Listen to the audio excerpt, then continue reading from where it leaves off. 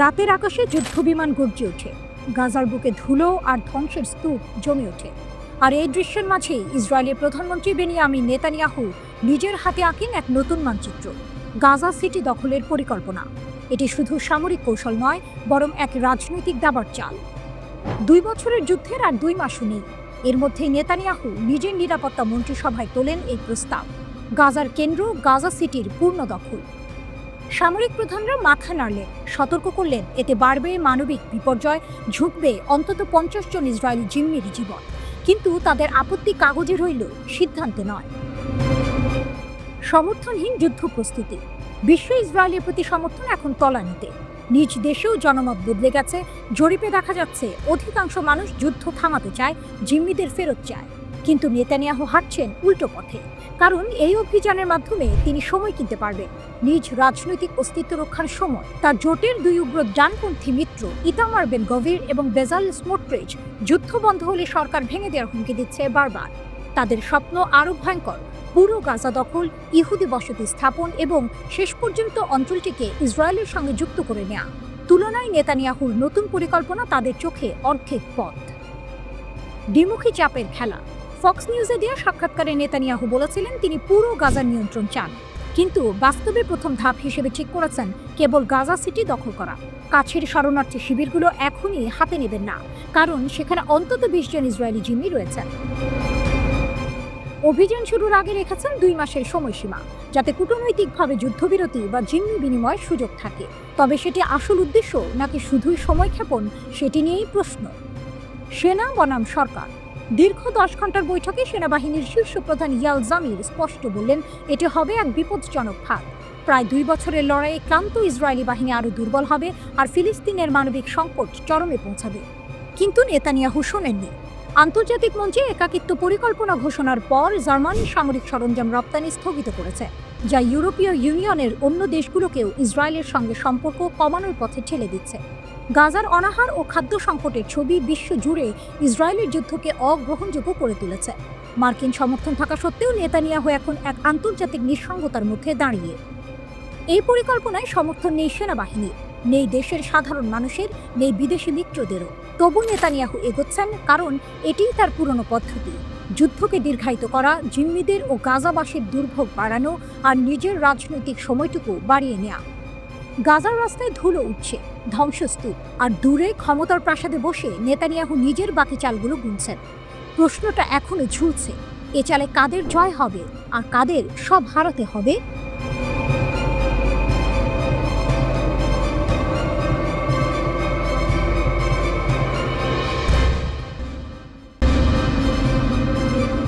রাতের অন্ধকারে যেন কোনো সিনেমার গোপন দৃশ্য। দরজা বন্ধ, জানালায় মোটা পর্দা, চারপাশে অস্ত্রধারী পাহারা। ভেতরে কি বসে আছেন ইরানের শীর্ষ পরমাণু বিজ্ঞানীরা, যাদের নাম ইসরায়েলের হিট লিস্টে?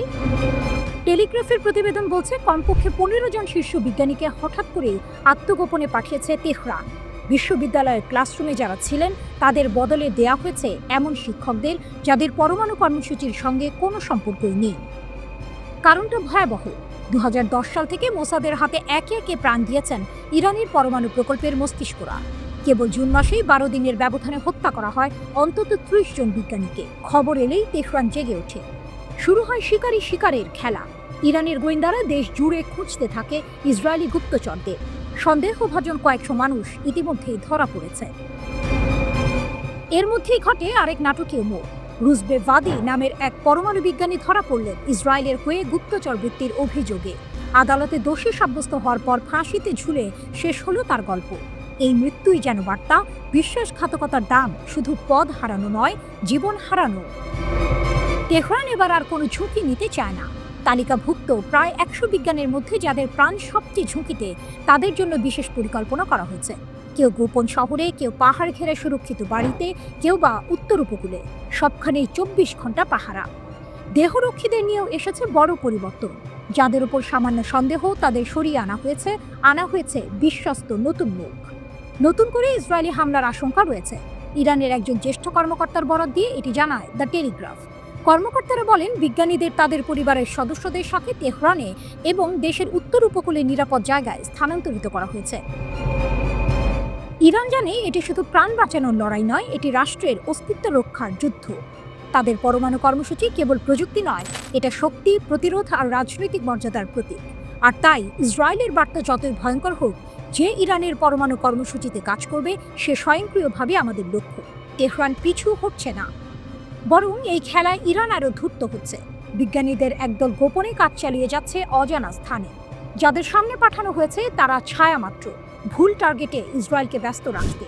যেন দাবার বোর্ডে রাজার নিরাপত্তায় বারবার গুটি বদলানো হচ্ছে।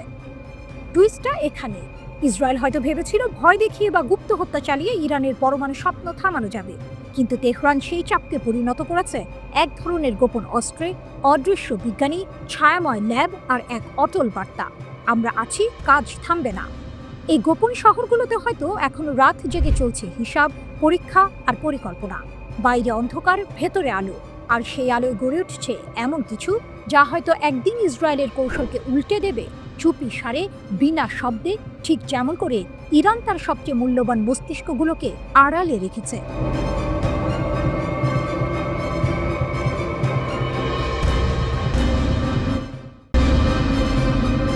রাতের আকাশে সাইরেনের হাহাকার, চারদিক যেন এক অনিশ্চিত অপেক্ষায় থমকে আছে। কিন্তু সেই নীরবতা ভেঙে দিল আগুনের রেখা, গাজা থেকে ছোড়া হামাসের রকেট। ইসরায়েলের গর্ব, তাদের বহুস্তরীয় আকাশ প্রতিরক্ষা ব্যবস্থা যেন এক মুহূর্তে অদৃশ্য হয়ে গেল এই আঘাতে। দক্ষিণ ইসরায়েলের নাহাল ওজ, কাফার আজা আর সাআদ তিনটি বসতিতে বাঁচতে শুরু করলো সতর্কতার সাইরেন। কয়েক সেকেন্ডের মধ্যে রকেট ভেদ করে ঢুকে গেল ইসরায়েলি আকাশে। কিন্তু এই রকেটগুলো ছিল যেন বালুর ভেতর দিয়ে সাপের মতো, চোখের আড়াল কিন্তু প্রাণঘাতী। কোনো হতাহতের খবর নেই, কিন্তু ইসরায়েলের জন্য আঘাতটা প্রতীকী। প্রতিরক্ষা ব্যবস্থার অজেয় দেওয়ালে আবারও ফাটল ধরল। এই আঘাতের পেছনে আছে আরেক নাটকীয় পটভূমি। ইসরায়েলি প্রধানমন্ত্রী বেনিয়ামিন নেতানিয়াহু কয়েকদিন আগে মন্ত্রিসভা অনুমোদিত গাজা দখলের পরিকল্পনা প্রকাশ করেছেন। বিশ্বজুড়ে যখন এই পরিকল্পনার বিরুদ্ধে নিন্দা বাড়ছে, তখন গাজা সীমান্তে ট্যাঙ্ক আর সশস্ত্র সেনাদের দেখা মিলছে। দেশেও ফুঁসছে ক্ষোভ, কারণ ইসরায়েলিরা ভয় পাচ্ছে গাজায় থাকা জীবিত ও মৃত মিলিয়ে প্রায় 50 জন জিম্মির জীবন ঝুঁকিতে পড়তে পারে। কিন্তু এই মুহূর্তে যে বার্তাটা সবচেয়ে জোরে কানে বাজছে তা এসেছে হামাস ও ফিলিস্তিনি প্রতিরোধ শক্তির দিক থেকে। তোমাদের দখল যতই বাড়ুক, আমাদের আঘাত থামবে না। গত কয়েক সপ্তাহের সংঘাত দেখিয়ে দিয়েছে ফিলিস্তিনি যোদ্ধাদের হাতে এখন শুধু ঘরে বানানো রকেট নয়, কৌশলগত পরিকল্পনাও আছে। তাদের আঘাত এখন ইসরায়েলের দুর্বল জায়গাগুলোতে সঠিকভাবে লাগছে। গাজার মাটিতে যেখানে বহু মানুষ ক্ষুধা আর অনাহারে দিন কাটাচ্ছে, গত 24 ঘন্টায় অপুষ্টিতে ঝরে পড়ছে একের পর এক প্রাণ। সেখান থেকেই প্রতিরোধের আগুন জ্বলছে। ধ্বংসস্তূপের ভেতরে জন্ম নিচ্ছে নতুন লড়াইয়ের ইচ্ছা। প্রতিটি হামলার সাথে যেন ফিলিস্তিনিরা বিশ্বকে মনে করিয়ে দিচ্ছে তারা নিঃশব্দে হারিয়ে যাবে না। টুইস্টটা এখানে, ইসরায়েল যখন ভাবছিল দখল অভিযান তাদের শক্তির প্রদর্শনী হবে, তখনই হামাস তাদের আকাশ প্রতিরক্ষা ভেদ করে দেখিয়ে দিল গাজার প্রতিরোধ শুধু বেঁচে নেই, বরং আগের চেয়ে বেশি সাহসী। এই আঘাত সামরিকভাবে হয়তো বড় ক্ষতি করেনি, কিন্তু মনস্তাত্ত্বিকভাবে ইসরায়েলের নিরাপত্তা বর্মে এক গভীর দাগ কেটে গেছে। দক্ষিণ ইসরায়েলের আকাশে ছড়িয়ে থাকা সেই আগুনের রেখাগুলো এখন প্রতীক হয়ে দাঁড়িয়েছে। এটি শুধু রকেটের ধোঁয়া নয়, বরং দখলদারির বিরুদ্ধে অদম্য এক জাতির শ্বাসরুদ্ধ প্রতিরোধ। গাজার গলিপথে হয়তো আলো কম, খাবার কম, জীবনযাত্রা দুর্বিষহ, কিন্তু সেখানকার মানুষের সংকল্পের আলো নিভে যায়নি। যুদ্ধের এই অধ্যায়ে হামাস যেন বিশ্বের সামনে বলে দিল, আমরা শুধু বেঁচে নেই, আমরা প্রতিরোধ করছি। আর প্রতিবার তোমরা এগোলে আমরা আঘাত করব, সেই আঘাত তোমাদের কল্পনার চেয়েও গভীর হবে।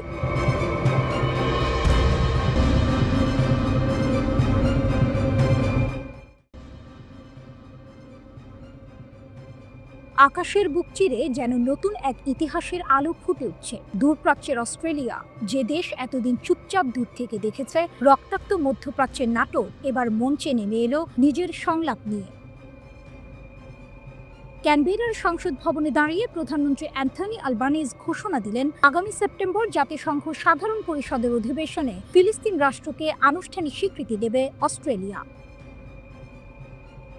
এ যেন মরুভূমির তপ্ত বালুর ওপর হঠাৎই বয়ে যাওয়া এক শীতল বাতাস। আলবানিজের কণ্ঠে দৃঢ়তা, দ্বিরাষ্ট্রভিত্তিক সমাধানই মধ্যপ্রাচ্যের সহিংসতার চক্র ভাঙার সর্বোত্তম পথ, মানবতার শেষ আশ্রয় এটাই। তিনি আরও জানান, ফিলিস্তিনি কর্তৃপক্ষ ইতিমধ্যে প্রতিশ্রুতি দিয়েছে অস্ত্র ত্যাগ করবে, সাধারণ নির্বাচন আয়োজন করবে এবং ইসরায়েলের অস্তিত্ব স্বীকার করবে। কিন্তু এই ঘোষণার মুহূর্তে যেন অন্য প্রান্ত থেকে ধেয়ে এলো ঝড়।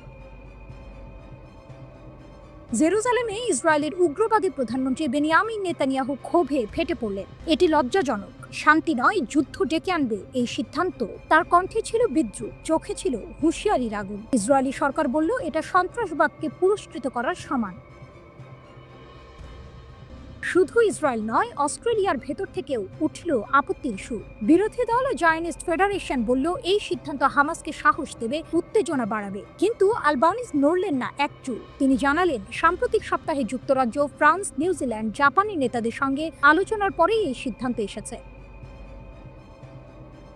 এখন জাতিসংঘের 193 সদস্যের মধ্যে 147 দেশ ফিলিস্তিনকে স্বীকৃতি দিয়েছে, আর অস্ট্রেলিয়া যোগ হতে চলেছে সেই তালিকায়। এ যেন এক দীর্ঘযাত্রার আরেকটি মাইলফলক, কারণ এতদিন অধিকাংশ পশ্চিমা গণতান্ত্রিক দেশ এই স্বীকৃতি থেকে বিরত থেকেছে। যুক্তরাষ্ট্র আজও বিরত আছে। ওয়াশিংটন স্পষ্ট জানিয়ে দিয়েছে তারা এখনো ফিলিস্তিনকে স্বীকৃতি দেবে না। তবে এই ঘোষণার পেছনে আছে এক ভয়াবহ বাস্তবতা।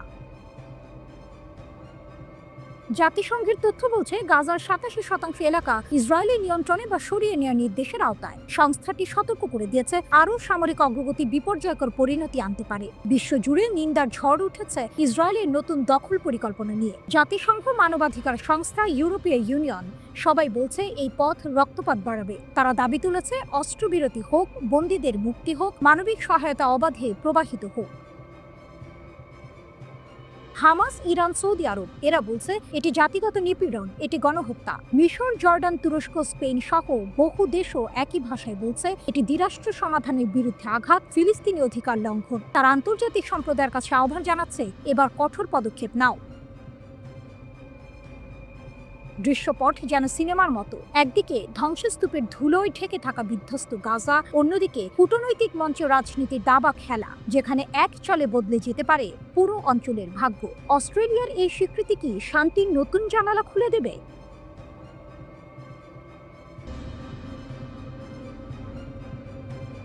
ভোরের আগে রাত সবসময় ঘন হয়। গাজা দখলের ঘোষণা দেওয়ার পর থেকেই ইসরায়েলি সেনাবাহিনী আইডিএফ অদৃশ্য আতঙ্কে কাঁপছে। আর এই ভয়ের নাম ইরান। তেহরান শুধু সতর্কবার্তায় দেয়নি, এমন এক ছায়া ফেলেছে যে ইসরায়েলের সর্বোচ্চ সামরিক সদর দপ্তরগুলোতে এখন দিনরাত নিজেদের নিরাপত্তা মাপছে। সব শুরু হয় 10 আগস্টের পর। সেদিন ইরান স্পষ্ট ভাষায় জানায় গাজা দখলের চেষ্টা মানে হবে ফিলিস্তিন মুছে ফেলা, আর তার জবাব হবে আগের চেয়ে বড় প্রতিশোধ। তেহরানের এই হুঁশিয়ারি যেন বজ্রপাতের মতো লাগে তেল আবিবে। সেনাপ্রধান ইয়াল জামির হঠাৎ আদেশ দেন সব শীর্ষ সদর দপ্তরে আকস্মিক পরিদর্শন হবে, পরীক্ষা হবে যুদ্ধ শুরু হলে কিভাবে তারা টিকে থাকবে। এই গোপন মহড়ার কোড নাম ডন, মানে ভোর। কিন্তু এর আসল উদ্দেশ্য রাত নামার আগে ইরানের ছায়া থেকে বাঁচার প্রস্তুতি নেওয়া। রিপোর্ট বলছে মহড়ায় এমন সব আচমকা দৃশ্য সাজানো হচ্ছে যেন একই সঙ্গে একাধিক যুদ্ধক্ষেত্র জ্বলে ওঠে, উত্তর থেকে দক্ষিণ, সাগর থেকে আকাশ। আইডিএফ এর উপপ্রধান তামির ইয়াদাই এতটাই ব্যস্ত হয়ে পড়েন যে তেল আবিব বিশ্ববিদ্যালয়ের নির্ধারিত অনুষ্ঠান বাতিল করতে বাধ্য হন। এমনকি সেনা রেডিও নিজেই স্বীকার করেছে গাজা আক্রমণের প্রস্তুতি তার সময় কেড়ে নিয়েছে। পর্দার আড়ালে আরেকটি ভয় তাড়া করছে আইডিএফকে। ইরানের সামরিক নেটওয়ার্ক শুধু সীমান্তে নয়, দূরবর্তী ঘাঁটিতেও আঘাত হানতে সক্ষম, এমন ধারণা গেঁথে গেছে তাদের মাথায়। আর ইরান জানিয়ে দিয়েছে প্রয়োজন হলে তারা বহুমুখী যুদ্ধক্ষেত্র একসঙ্গে জ্বালিয়ে দিতে পারবে। ইতিহাস সাক্ষী, ইরানের প্রতিরোধ ক্ষমতা শুধু কথায় সীমাবদ্ধ নয়। মধ্যপ্রাচ্যের বহু সংঘর্ষে তারা দেখিয়েছে প্রয়োজন হলে আঘাত কতটা নির্ভুল হতে পারে। ঠিক এই কারণেই গাজা দখলের আগেই আইডিএফ নিজেদের ঘাঁটিকে লক করে দিচ্ছে, যেন আকাশ, মাটি, সমুদ্র কোনো দিক থেকে শত্রু ঢুকতে না পারে। তবে গল্পের টুইস্ট এখানেই। যুদ্ধের আগুন শুধু সীমান্তে নয়, ইসরায়েলের ভেতরেও ছড়িয়ে পড়ছে। গাজা দখল পরিকল্পনার বিরুদ্ধে দেশেই সমালোচনা বাড়ছে। অনেকে বলছে এই অভিযান শুধু গাজাকে নয়, ইসরায়েলের নিজস্ব নিরাপত্তাকেও হুমকিতে ফেলবে। কারণ 50 জন বন্দী, জীবিত ও মৃত, এখনো গাজার ভেতরে আছে। আক্রমণ শুরু হলে তাদের পরিণতি হতে পারে ভয়াবহ। বাইরের দুনিয়াও চুপ নেই। আন্তর্জাতিক মহল একের পর এক সতর্কবার্তা দিচ্ছে, কিন্তু তেল আবিব কি থামবে? ইরান অপেক্ষা করছে, নীরব কিন্তু প্রস্তুত। আর ইসরায়েল জানে প্রথম গুলি ছোড়া মাত্রই সেই প্রতীক্ষা পরিণত হবে ঝড়ে। এই লড়াই শুধু গাজা দখলের নয়, এটা হবে মধ্যপ্রাচ্যের শক্তি ও ইচ্ছা শক্তির এক চূড়ান্ত পরীক্ষা। 2025 সালে ইরান ও যুক্তরাষ্ট্রের মধ্যে 5 দফা পারমাণবিক আলোচনা ব্যর্থ হয়। ষষ্ঠ দফা আলোচনার কয়েকদিন আগে ইসরায়েল ইরানে বিমান ও ড্রোন হামলা চালায়। পরবর্তীতে যুক্তরাষ্ট্র ইরানের পারমাণবিক স্থাপনাগুলোতে ভারী বোমা হামলা চালায়। পরবর্তীতে আলোচনা ভেস্তে যায়।